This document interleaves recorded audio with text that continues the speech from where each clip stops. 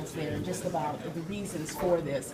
Now, it sounds like you're saying if the Sheriff's Department, they approve that final contract in August, you're not going to eliminate the Port Canaveral Police Department, but rather merge? It'll actually, we'll take over the services and use the same model that they have. All services at that point will come under the umbrella of the Sheriff's Office.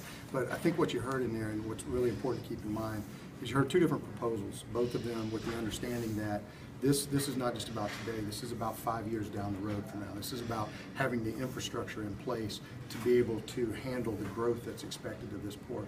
You know, we bring to the table all of the different services and everything else. A small agency, even as good a job as the Port Police Department has done, can't handle that. They can't handle that growth and that expected growth of this port. So what you saw in there today was really the two options, and the one that was selected was the one because we have the infrastructure. We have the 1,400 strong members, if you will, to be able to support it. I think Commissioner Weinberg made a great point too when he talked about the geography of this. Everything around this port is handled by the Sheriff's Office. So it ties right into being able to add that seamless delivery of services so that we see no disruption. The transitional contract will take place. We'll get the contract where it benefits the port, benefits making sure that this is the safest port in the country, and then from that point we'll start a transition to take over. What is your response about Commissioner Allender's statements, concerns about lack of control by the port with high security issues and also spiraling costs? Right. First of all, Commissioner Allender is a good friend of mine. He speaks his mind, and I applaud him for that. I'm hoping, though, that he said the numbers look puffy and not I look puffy. That kind of concerned me a little bit. But he spoke what he believed in, and I think that's what we put the commissioners on the table to do and asked them to do. I can tell you from our perspective, when you look at what the Sheriff's Office was asked to do in the past, and truly, and I said it in my statement, we were asked to provide a service that everybody, the Port Commission, our agency, everybody thought was needed.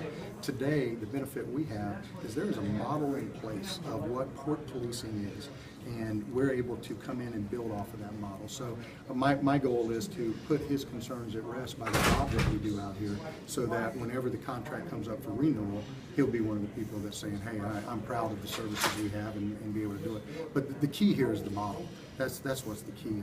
Not what happened back in 2006 with services, because really and truly nobody understood what port policing was back then. Today we got a great model that's in place, and it doesn't matter if the person that's working that model is wearing a green uniform or a blue uniform. It's the ability to do it.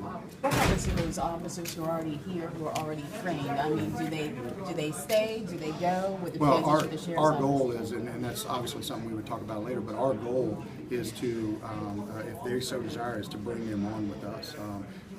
They offer a good skill set.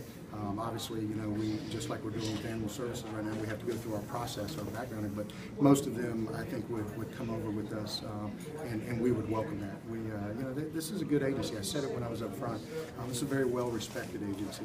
It's not the job they've been doing. It's the job that they won't be able to do as that size of agency down the road. If you take on those officers, how would you address the problem that Chairman Weinberg said with a severe morale problem existing at his police department? I would hope that transition would take care of that in itself. I would hope that transition, these individuals will become part of our family, and we embrace that, and we want them to enjoy what we enjoy as a Sheriff's Office. One of the great things about it is they will now get take-home cars. They will get FRS, which was two of the things that the majority of them wanted. They'll also get the ability, maybe, you know, if they want, I mean, it's up to them in their careers, because they will actually become participants of the agency.